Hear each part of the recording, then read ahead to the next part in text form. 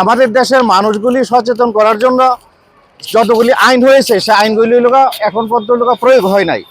বিভিন্ন সময় আমাদের দেশকে পরিবেশ দূষণ মুক্ত করার জন্য, পরিবেশকে ভালো রাখার জন্য উন্নত কান্ট্রি যেই টাকাগুলি দিচ্ছে সেই টাকাগুলি অপচয় হচ্ছে, যেই সব জায়গাগুলিতে কাজে লাগানো দরকার ছিল, বিনিয়োগ করার দরকার ছিল, সেইগুলি করা হয় নাই দুর্নীতির কারণে। বিগত যত সরকারই এই দেশে আসছে পরিবেশের জন্য ভালোভাবে এমন কোনো অবদান কেউ রাখে নাই। আমরা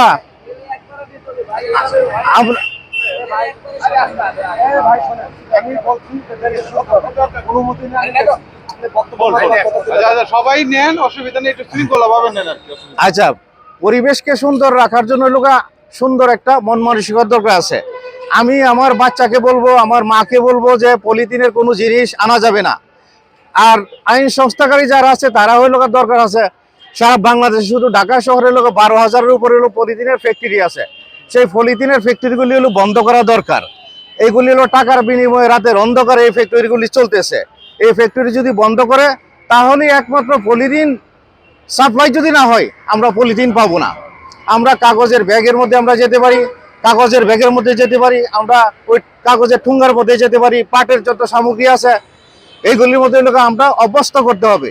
সারা পৃথিবীতে পরিবেশের জন্য সোচ্চার হচ্ছে, কিন্তু আমাদের দেশে রাজনৈতিক এবং যারা আইন প্রয়োগকারী সংস্থা আছে ওনারা শুধু আইনগুলি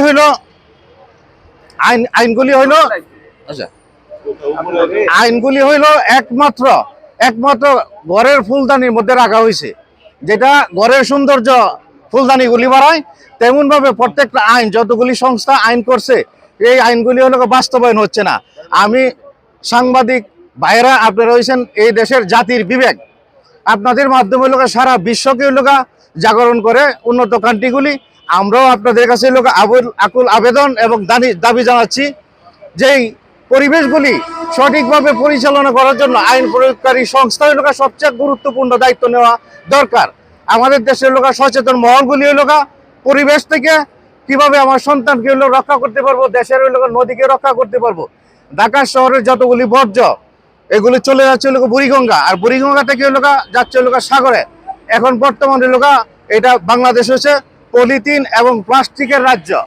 যদি ঢাকা শহরকে আমরা পরিবেশের রাজ্য হিসেবে আমরা এখন পর্যন্ত স্বীকৃতি পাচ্ছি না, অনেক দূষিত পরিবেশ হচ্ছে। এটা আপনাদের মাধ্যমে আমি আপনাদের কাছে আকুল আবেদন জানাই যে এটা যে কোনো সরকার এদেশে আবার ক্ষমতায় আসুক, প্রথম যাতে পরিবেশকে সুন্দর করে, পরিবেশকে নিয়ে যাতে একটা সংস্থা এবং পরিবেশকে গণজাগরণ মঞ্চের মতো ব্যাপকভাবে এটাকে প্রসারিত করে, এটাই আপনাদের কাছে দাবি আর কি। আমি একজন ব্যবসায়ী, ফুটওয়্যার প্রোভাইডার। এই যে দেখছেন প্লেকার্ডে আমার লেখা আছে, এবং এখানে আরেকজন বড় বক্তা আছেন, যেটা আমেরিকাতে থাকেন, উনি ডক্টর রাসবিহারী ঘোষ। উনি পরিবেশ নিয়ে সারা পৃথিবীতে কাজ করেন। অলরেডি বাংলাদেশে উনি হাইড্রোলিক নিয়ে কাজ করতেছে। যেমন আমাদের দেশে আগে আপনার 100-150 ফুট নিচে বালু আর্সেনিক মুক্ত পানি পেতেন। আর আচ্ছা, ধন্যবাদ আপনাদের সবাইকে।